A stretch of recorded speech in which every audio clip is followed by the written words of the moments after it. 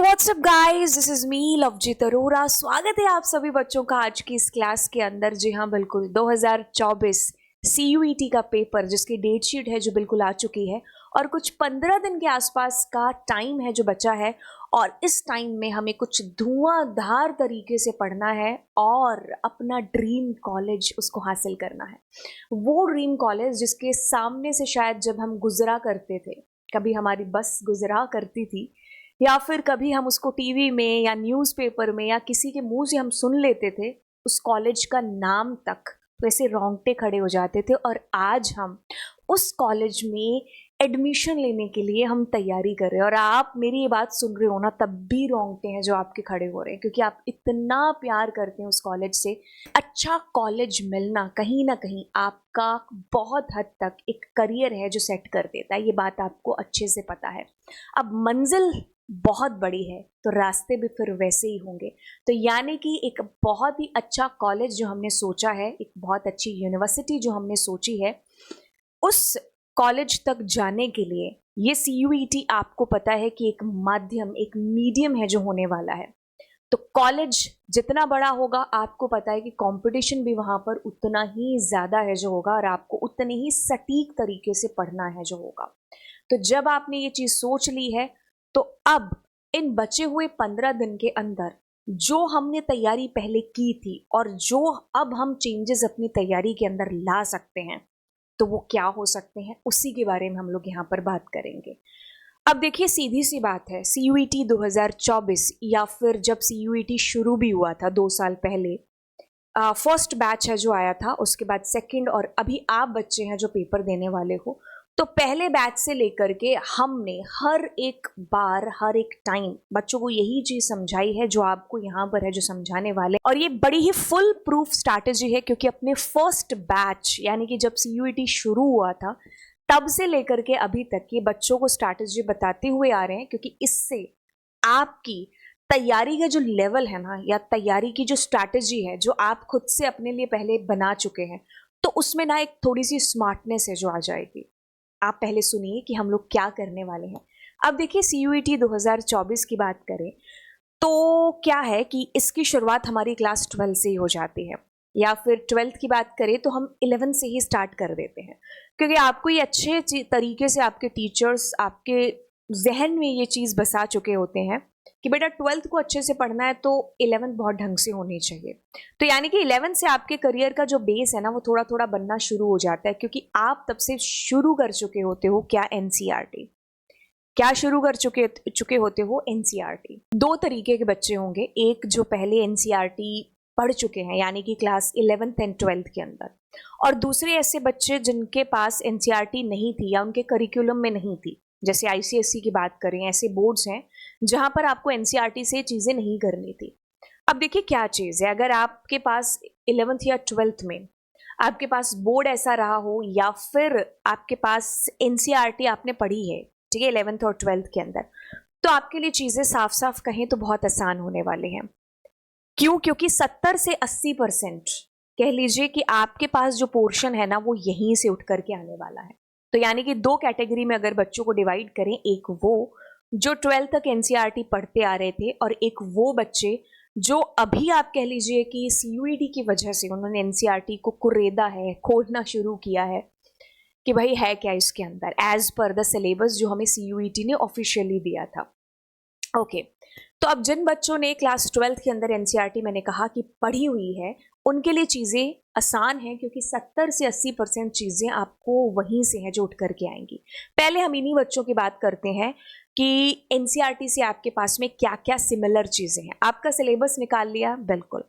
अब थोड़ा सा हम लोग नीचे चलते हैं, ये चीज़ें आपको साफ पता है कि सेक्शन A है, सेक्शन B है।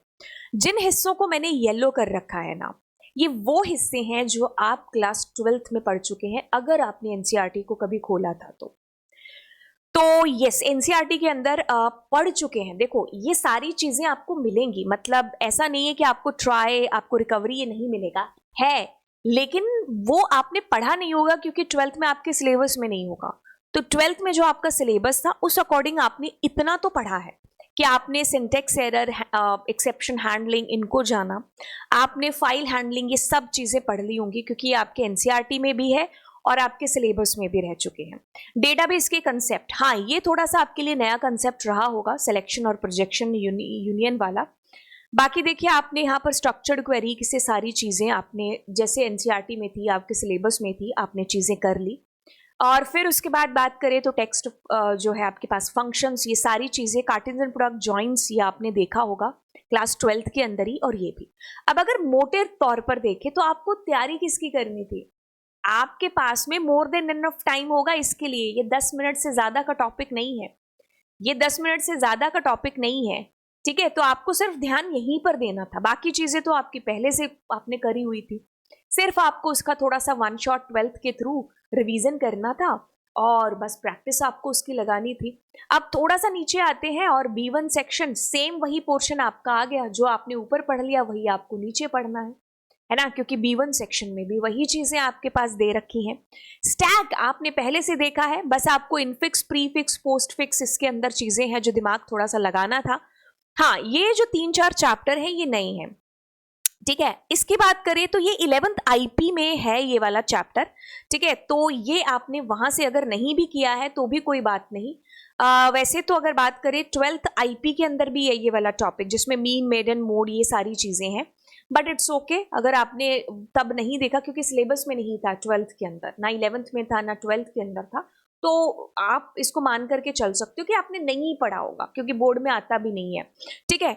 तो ये चैप्टर जो थे ये आपके लिए थोड़े चैलेंजिंग थे, क्योंकि पहली बार मुलाकात हो रही थी, आपको नहीं पता था कि बाइनरी सर्च क्या होता है, आपको मतलब सर्चिंग की कोई टेक्निक से आप रूबरू नहीं थे, सॉर्टिंग आपको बबल सॉर्ट, सिलेक्शन सॉर्ट, इनके बारे में, इंसर्शन सॉर्ट पहली बार पता चला था, ठीक है। तो आपने यहाँ पर अपना टाइम लगाना था। लेकिन अगर हम 2 अप्रैल से आज तक की बात करें तो यार इतने टाइम में तो आप इसको 100 बार पढ़ लेते, सच बताएं तो मतलब आपके पास मोर देन इनफ टाइम था, और अभी भी है, क्योंकि 15 दिन पड़े हैं आपके एग्जाम के लिए। मैं कहूँगी अगर कंप्यूटर साइंस का है तो आपका आई थिंक 22 को आपका पेपर है, तो आपके पास बहुत अच्छा खासा टाइम है जो पड़ा है।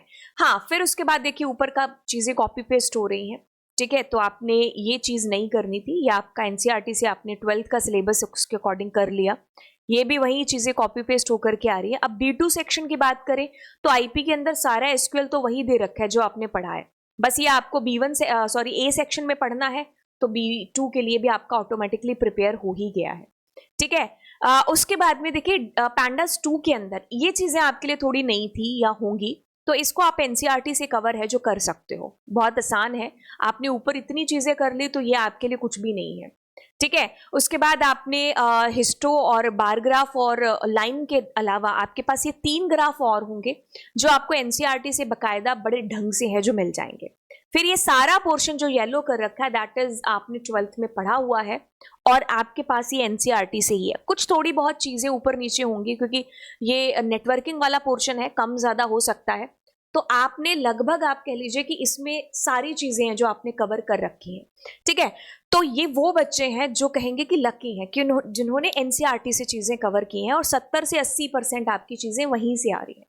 अब बात करते हैं उन बच्चों की जिन्होंने एनसीईआरटी पहली बार सीयूईटी के अंदर करनी है। अच्छा, अब देखिए क्या चीज़ है, अगर आप बच्चे पहली बार आ रहे हैं तो कोई टेंशन लेने की ज़रूरत नहीं है। देखो मेहनत करनी पड़ेगी, ठीक है। मेहनत से ना तो जिन्होंने एनसीईआरटी पढ़ी है, क्योंकि कई बार वो कहानी सुनी है आपने, हम सब ने सुनी होगी, है ना, इवन खरगोश और कछुए ने भी सुन ली होगी अब तो वो कहानी, है ना। तो आप इतना घमंड ना कर बैठे कि अरे जो है हमने तो पढ़ा हुआ है, हम तो वैसे ही अच्छे नंबर है जो हासिल कर लेंगे, ऐसी बात नहीं है ना। जिन्होंने अगर आईसीएसई बोर्ड की बात करें तो जावा पढ़ ली तो आपके लिए पाइथन क्या है। तो यस, आप बिल्कुल कर सकते हो क्रैक, आपके पास में भी बहुत एक अच्छा खासा टाइम है जो पड़ा हुआ है। क्या करना है आपके पास में, अगर आप मान लीजिए आईपी के स्टूडेंट हैं तो आप जैसे मेरे चैनल पर गए, मैं आपको बड़े ढंग से एकदम साफ साफ चीज़ें बताऊंगी, काफ़ी सारे ऑप्शंस बताऊंगी, उसमें से आप कोई भी चूज़ कर सकते हो। जैसे पहला ऑप्शन आपको कहेंगे कि आप जैसे प्लेलिस्ट के अंदर गए तो आपको जाते ही यहाँ पर देखो ये प्लेलिस्ट मिल गई आईपी की, आप यहाँ से इसमें से कवर है जो चीज़ें कर सकते हैं अपनी, ठीक है। मान लीजिए आपको यहाँ पर बहुत सारे टॉपिक हैं जो आपके मिस हो रहे हैं या नहीं मिल रहे हैं या कैसे भी है ना, तो यस उसके लिए भी मैं आपको बताऊंगी कि आप क्या करोगे। आप जैसे मेरे चैनल पर गए, होम पर गए, है ना, ये मेरी सुंदर सी यहाँ वीडियो है जो चलना शुरू हो जाएगी, ठीक है। तो नीचे आप जैसे आप आओगे ना तो आपको आईपी का फुल सिलेबस मिल जाएगा 23 और 24 का। तो बस आपने इसी को करना है, इसी को करना है। आपका पूरा 12th अगर कंप्लीट हो जाता है ना, तो यस, आप बाकी की चीजें एकदम टकाटक है जो कर लोगे।